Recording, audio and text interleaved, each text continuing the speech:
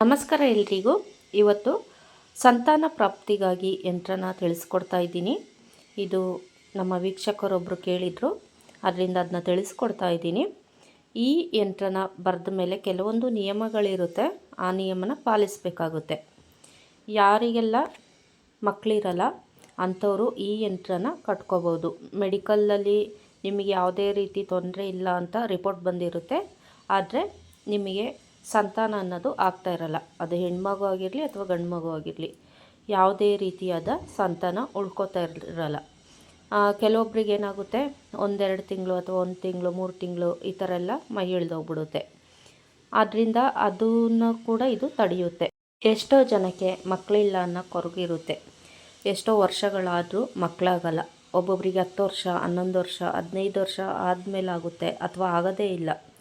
ತುಂಬ ಕೊರಗ್ತಿರುತ್ತಾರೆ. ಹಾಗೆ ಎಲ್ಲಾದರೂ ಹೋದರೆ ಮಕ್ಕಳಿಲ್ಲ ಅನ್ನೋದು ಕೊರಗು ಅವ್ರನ್ನ ಕಾಡ್ತಾ ಇರುತ್ತೆ. ಯಾಕೆಂತ ಹೇಳಿದ್ರೆ ಜನಗಳು ಅದೇ ರೀತಿ ಮಾತಾಡ್ತಾರೆ, ಅದರಿಂದ ಅದು ಅವ್ರನ್ನ ಕಾಡ್ತಾ ಇರುತ್ತೆ. ಇನ್ನು ಕೆಲವಷ್ಟು ಮಂದಿ ಏನು ಮಾಡ್ತಾರೆ, ಎಲ್ಲ ದೇವಸ್ಥಾನಗಳಿಗೆ ಹರಕೆ ಮಾಡ್ಕೋತಾರೆ. ಹೋದ ದೇವಸ್ಥಾನದಲ್ಲಿ ದೇವ್ರ ಮುಂದೆ ಹೋದಾಗೆಲ್ಲ ಈ ಒಂದು ಮಗು ಕರುಣಿಸು ಈ ಥರ ಎಲ್ಲ ಕೇಳ್ತಾ ಇರ್ತಾರೆ. ಮಕ್ಕಳ ಭಾಗ್ಯ ಕೊಡು ಅಂತೆಲ್ಲ ಎಷ್ಟೋ ವ್ರತಗಳೆಲ್ಲ ಮಾಡ್ತಾರೆ. ಪಾಪ ಏನೂ ಆಗಲ್ಲ. ಈ ಕಡೆ ಹೆಂಡ್ತಿನೂ ಮಾಡ್ತಾರೆ, ಆ ಕಡೆ ಗಂಡನೂ ಮಾಡ್ತಾರೆ. ಇನ್ನು ಅವ್ರ ತಂದೆ ತಾಯಿಗಳು ಅಷ್ಟೇ, ನಮ್ಮ ಮಕ್ಕಳಿಗೆ ಒಂದು ವಂಶೋದ್ಧಾರಕ್ಕಾಗಲಿ ಒಂದು ಮಗು ಆಗಲಿ ಕೊಡು ಅಂತ ಪ್ರತಿ ದೇವರಲ್ಲಿ ಹರಕೆ ಮಾಡ್ಕೊಳ್ಳೋದು, ದೇವ್ರ ಪೂಜೆಗಳು ಮಾಡೋದು, ಮನೇಲಿ ಎಷ್ಟೋ ಹವನಗಳನ್ನ ಮಾಡಿಸೋದು, ಈ ಥರ ಎಲ್ಲ ಮಾಡ್ತಾ ಇರ್ತಾರೆ. ಆದರೆ ಯಾವುದೇ ಕಾರಣಕ್ಕೂ ಅವ್ರಿಗೆ ಮಕ್ಕಳಾಗ್ತಾ ಇರಲ್ಲ. ಕಾರಣಗಳು ತುಂಬ ಇರುತ್ತೆ. ಕೆಲವೊಂದು ದೋಷಗಳಿದ್ರೂ ಮಕ್ಕಳಾಗಲ್ಲ. ಅದನ್ನೆಲ್ಲ ನೋಡ್ಕೋಬೇಕು ನೀವು. ಹೀಗೆ ನಾಗದೋಷ ಅಂತ ಬರುತ್ತೆ, ಆಮೇಲೆ ಪಿತೃದೋಷ ಅಂತ ಬರುತ್ತೆ, ಸ್ತ್ರೀ ಶಾಪ ಅಂತಲೂ ಬರುತ್ತೆ. ಇದ್ರ ಬಗ್ಗೆ ಎಲ್ಲ ನಾನು ವೀಡಿಯೋಗಳಲ್ಲಿ ಹಾಕಿದ್ದೀನಿ, ನೀವು ಅದನ್ನ ಚೆಕ್ ಮಾಡ್ಕೊಳ್ಳಿ. ಈ ಥರ ಎಲ್ಲ ಇದ್ದಾಗ ಸಂತಾನಕ್ಕೆ ಅವರಿಗೆ ಸಂತಾನ ಭಾಗ್ಯ ಇರಲ್ಲ. ಇನ್ನು ಕುಲದೇವರ ಒಂದು ದೋಷ ಇರುತ್ತೆ, ಅಥವಾ ಗೃಹ ದೇವರ ಅಂದರೆ ಮನೆ ದೇವರ ದೋಷ ಕೂಡ ಇರುತ್ತೆ. ಅದನ್ನ ಪಾಲನೆ ಮಾಡ್ತಾ ಇರಲ್ಲ ಇವರು, ಅದರಿಂದನೂ ಕೂಡ ಈ ವಂಶ ಅನ್ನೋದು ಸ್ಟಾಪ್ ಆಗಿರುತ್ತೆ. ನೀವು ಅದನ್ನೆಲ್ಲನೂ ಒಂದು ಒಳ್ಳೆ ಜ್ಯೋತಿಷಿ ಹತ್ರನೋ ತೋರಿಸ್ಬಿಟ್ಟು ನಿಮ್ಮ ಜಾತಕನ ನೋಡಿಕೊಂಡು ಪರಿಹಾರ ಮಾಡ್ಕೊಳ್ಳಿ. ಹಾಗೆ ಎಲ್ಲನೂ ಮಾಡಿದ್ದೀವಿ, ಆದರೆ ನಮ್ಮ ಮಕ್ಕಳಾಗ್ತಾಯಿಲ್ಲ. ಎಲ್ಲ ಪೂಜೆ ಪುನಸ್ಕಾರ ಮಾಡಿದ್ದೀವಿ, ನಾವೆಲ್ಲನೂ ಕ್ರಮವಾಗಿ ಆಚರಣೆ ಬರ್ತಾ ಇದ್ದೀವಿ. ಮೆಡಿಕಲಲ್ಲೂ ನಮಗೆ ಇಲ್ಲ, ಏನು ತೊಂದರೆ ಇಲ್ಲ ಅಂತ ಹೇಳ್ತಾ ಇದ್ದಾರೆ, ಆದರೆ ನಮಗೆ ಮಕ್ಕಳಾಗ್ತಾಯಿಲ್ಲ ಅಂತ ಹೇಳೋರು ಖಂಡಿತವಾಗ್ಲೂ ಈ ಯಂತ್ರನ ಕಟ್ಕೋಬೋದು. ಇನ್ನೂ ಕೆಲವು ಯಂತ್ರಗಳೆಲ್ಲ ಇದೆ, ಆ ರೀತಿಯೂ ಮಾಡ್ಕೋಬೋದು. ಅದಕ್ಕೆ ವ್ರತ ಕೂಡ ಇದೆ, ಅದನ್ನೂ ಮುಂದಿನ ವೀಡಿಯೋಗಳಲ್ಲಿ ತೋರಿಸ್ತೀನಿ ನಾನು, ಯಾವ ರೀತಿ ಅದನ್ನ ಮಾಡಬೇಕು ವ್ರತನ ಅಂತ. ಈಗ ಸದ್ಯಕ್ಕೆ ಈ ಯಂತ್ರನ ನೋಡ್ಕೊಳ್ಳಿ. ಯಾರಿಗೆಲ್ಲ ಯೂಸ್ ಆಗುತ್ತೆ ಅವರು ಇದನ್ನ ನೀವೇ ಬರ್ಕೊಳ್ಳಿ, ಅಥವಾ ಬೇರೆಯವ್ರ ಹತ್ರ ಬರೆಸ್ಕೊಂಡು, ಅಂದರೆ ಯಂತ್ರ ಬರೀತಾರಲ್ಲ ಅವ್ರ ಹತ್ರ ಬರೆಸ್ಕೊಂಡು ಕಟ್ಕೋಬೋದು. ಯಾಕೆಂತ ಹೇಳಿದ್ರೆ ಎಲ್ಲರಿಗೂ ಈ ವಿಡಿಯೋ ರೀಚ್ ಆಗುತ್ತೆ ಅನ್ನೋದಿಲ್ಲ. ಎಷ್ಟು ಜನಕ್ಕೆ ರೀಚ್ ಆಗುತ್ತೆ ಅವರು ಬೇರೆಯವ್ರಿಗೆ ಶೇರ್ ಮಾಡಿ. ಎಲ್ಲರೂ ಏನಾದರೂ ಈ ಥರ ಮಕ್ಕಳಿಲ್ಲ ಅನ್ನೋ ನೋವಲ್ಲಿದ್ದರೆ ಅವರಿಗೆ ಖಂಡಿತವಾಗ್ಲೂ ಇದು ಹೆಲ್ಪ್ ಆಗುತ್ತೆ. ಹಾಗಿದ್ರೆ ಬನ್ನಿ, ಈ ಯಂತ್ರನ ಯಾವ ರೀತಿ ಬರಿಬೇಕು, ಯಾವ ಸಮಯದಲ್ಲಿ ಬರಿಬೇಕು, ಇದರ ನಿಯಮಗಳೇನು ಅಂತೆಲ್ಲ ತಿಳಿಸ್ಕೊಡ್ತೀನಿ. ಅದಕ್ಕಿಂತ ಮುಂಚೆ ಯಾರೆಲ್ಲ ನನ್ನ ಚಾನಲ್ನ ಹೊಸದಾಗಿ ನೋಡ್ತಾ ಇದ್ದೀರಾ ಅವರು, ನಿಮಗೆ ಈ ವಿಡಿಯೋ ಇಷ್ಟ ಆಯಿತು ಅಂತ ಹೇಳಿದ್ರೆ ಸಬ್ಸ್ಕ್ರೈಬ್ ಮಾಡ್ಕೊಳ್ಳಿ.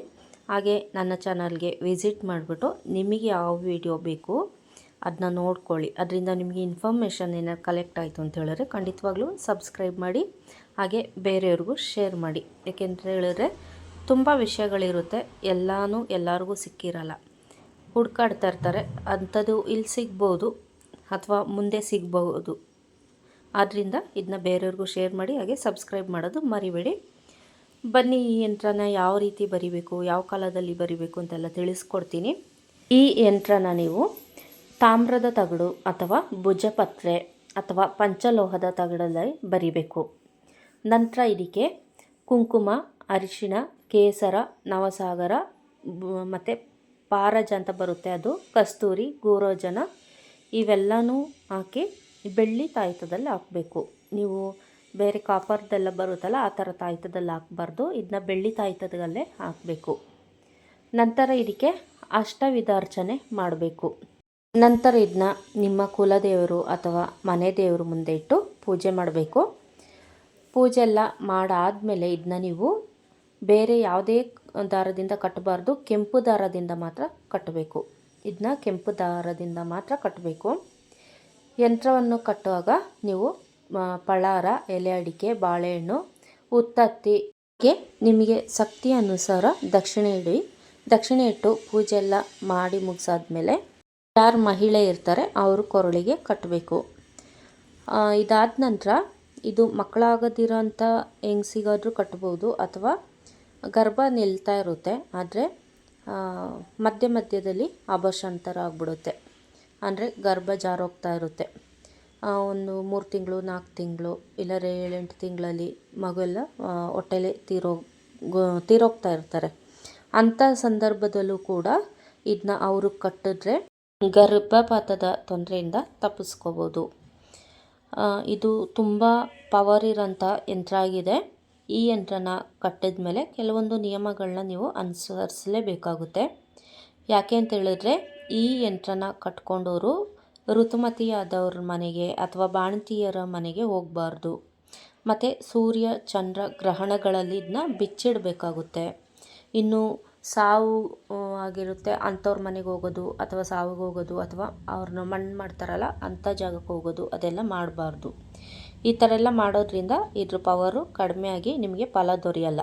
ಇನ್ನು ಗ್ರಹಣದ ಸಮಯದಲ್ಲಿ ನೀವು ಇದನ್ನ ನೀರೊಳಗಾಗಲಿ ಅಥವಾ ಅಕ್ಕಿ ಡಬ್ಬದಲ್ಲಾಗಲಿ ಇಡ್ಬೋದು. ನಂತರ ನೀವು ಬಾಣ್ತಿಯವ್ರ ಮನೆಗೆ ಹೋಗಬೇಕು, ಇಲ್ಲ ಸಾವಿಗೆ ಹೋಗಬೇಕು, ಅಥವಾ ಋತುಮತಿಯಾದವ್ರ ಮನೆಗೆ ಹೋಗಲೇಬೇಕು ಅಂತ ಆದಾಗ ನೀವು ಇದನ್ನ ಬಿಚ್ಚಿಟ್ಬಿಟ್ಟು ಹೋಗ್ಬೋದು. ನಂತರ ಬಂದು ನೀವು ಶುಚಿಭೂತರಾಗಿ ಯಂತ್ರನೂ ಕೂಡ ತೊಳೆದು ಅರಿಶಿಣ ನೀರಲ್ಲಾಗಲಿ ಅಥವಾ ಗೋಮೂತ್ರದಲ್ಲಾಗಲಿ ತೊಳೆದು ಅದಕ್ಕೆ ಲೋಬನ ಅಂದರೆ ಸಾಂಬ್ರಾಣಿ ಹೊಗೆ ಕೊಟ್ಟು ನಂತರ ನೀವು ಇದನ್ನ ಧಾರಣೆ ಮಾಡಬೇಕಾಗುತ್ತೆ. ಇದನ್ನ ಯಾವುದೇ ಕಾರಣಕ್ಕೂ ಬೇರೆ ದಾರಗಳಲ್ಲಿ ಧಾರಣೆ ಮಾಡಬಾರ್ದು, ಕೆಂಪು ದಾರದಲ್ಲೇ ಧಾರಣೆ ಮಾಡಬೇಕು. ಈ ರೀತಿಯಾಗಿ ಈ ಯಂತ್ರನ ಕಟ್ಟೋದ್ರಿಂದ ನಿಮಗೆ ಆದಷ್ಟು ಬೇಗ ಸಂತಾನ ಫಲ ಅನ್ನೋದು ದೊರೆಯುತ್ತೆ. ಈ ವಿಡಿಯೋನ ನೀವು ಒಂದು ಸರಿ ಅಲ್ಲ 2-3 ಸರಿ ನೋಡಿ ನಂತರ ಕ್ರಮವಾಗಿ ಮಾಡಬೇಕಾಗುತ್ತೆ. ಒಂದು ಸರಿ ಕೇಳಿಕೊಂಡು ನಿಮ್ಮ ಇಷ್ಟ ಬಂದಂಗೆ ಮಾಡಿದ್ರೆ ಅದು ಫಲ ಇರಲ್ಲ. ಇನ್ನು ಇದನ್ನ ಯಾವ ಸಮಯದಲ್ಲಿ ಬರಿಬೇಕು ಅಂತ ಹೇಳಿದ್ರೆ ಒಂದೊಳ್ಳೆ ಸೋಮವಾರ ಅಥವಾ ಪಂಚಮಿ ತಿಥಿಗಳಲ್ಲಿ, ಅಥವಾ ಗುರುವಾರ, ಶುಕ್ರವಾರ, ನವಮಿ, ದಶಮಿ, ಅಷ್ಟಮಿ ಇಂಥ ತಿಥಿಗಳಲ್ಲಿ ಇದನ್ನ ಬರಿಬೇಕು. ಇನ್ನು ಸರ್ವತ್ರ ಸಿದ್ಧಿಯೋಗ ಅಂತ ಬರುತ್ತೆ, ಸಿದ್ಧಿಯೋಗ ಅಂತ ಬರುತ್ತೆ, ವೃದ್ಧಿಯೋಗ ಅಂತ ಬರುತ್ತೆ, ಶುಭ ಯೋಗ ಅಂತ ಬರುತ್ತೆ, ಇನ್ನು ಕೆಲವೊಂದು ಯೋಗಗಳು ಬರುತ್ತೆ. ಅಂಥ ಸಂದರ್ಭದಲ್ಲಿ ಒಂದು ಒಳ್ಳೆ ನಕ್ಷತ್ರ ಇರೋಂಥ ಸಂದರ್ಭದಲ್ಲಿ ನೀವು ಇದನ್ನ ಬರಿಬೋದು. ರಾಹು ಕಾಲದಲ್ಲೆಲ್ಲ ಬರಿಬೇಡಿ, ಯಮಗಂಡ ಕಾಲದಲ್ಲೂ ಕೂಡ ಬರಿಬೇಡಿ, ಹಾಗೆ ಗುಳಿಗ ಕಾಲದಲ್ಲೂ ಕೂಡ ಬರಿಬಾರ್ದು. ಒಂದು ಒಳ್ಳೆ ಸಮಯ ನೋಡಿಕೊಂಡು ಇದನ್ನ ನೀವು ಬರಿಬೇಕು. ನೀವು ಗೌರಿ ಪಂಚಾಂಗದಲ್ಲಾದರೂ ನೋಡ್ಬೋದು, ಅಥವಾ ನಿಮ್ಮ ಮೊಬೈಲಲ್ಲೇ ತುಂಬ ಆ್ಯಪ್ಗಳಿರುತ್ತೆ ಡೇಟು ಟೈಮಿಂಗ್ಸ್ ಇದೆಲ್ಲ, ಅಂಥ ಕ್ಯಾಲೆಂಡರ್ ನೋಡಿಕೊಂಡು ನೀವು ಒಂದು ಒಳ್ಳೆ ಯೋಗದಲ್ಲಿ ಬರ್ಕೋಬೋದು. ಈ ವಿಡಿಯೋ ನಿಮಗೆ ಇಷ್ಟ ಆಯಿತು ಅಂತ ಅಂದ್ಕೊಂಡಿದ್ದೀನಿ. ಈ ಯಂತ್ರದ ಉಪಯೋಗ ಸಾಕಷ್ಟು ಜನ ಪಡ್ಕೊಳ್ಳಿ.